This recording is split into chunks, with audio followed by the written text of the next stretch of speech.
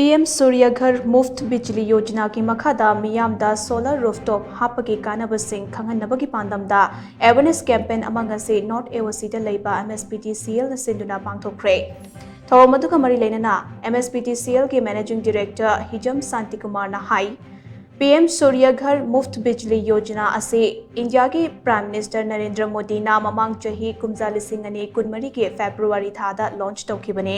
scheme असे मणिपुर की मियाम नसु कानबा लौबा यारगनी scheme असे की मखादा मियाम ना सोलर रूफटॉप असे लौबा मतमदा लैंगा की माइकैदा के सब्सिडी कया पीरे मियाम ना सोलर पैनल रूफटॉप असे सिजननबा तारगदे कंज्यूमर ओइबा खक्तनतना सोलर रूफटॉप ना पुथोरकपा अहेनबा मैशु योंदुना cell फंगबा ngamgani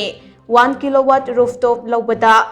lupa lising kuntra humdoi ki subsidy fangani 2 kilowatt laubada lupa lising humputaruk ki subsidy fangani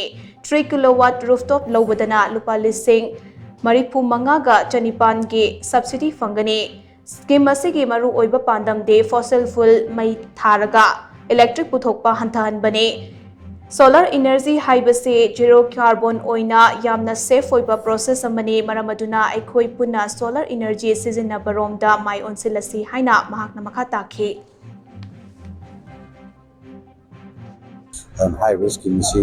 mayam punam no kun sa se lo ga ko punam renewable energy da mai onsin ba fossil fuel mai thaga carbon dioxide produce to ga atmosphere bu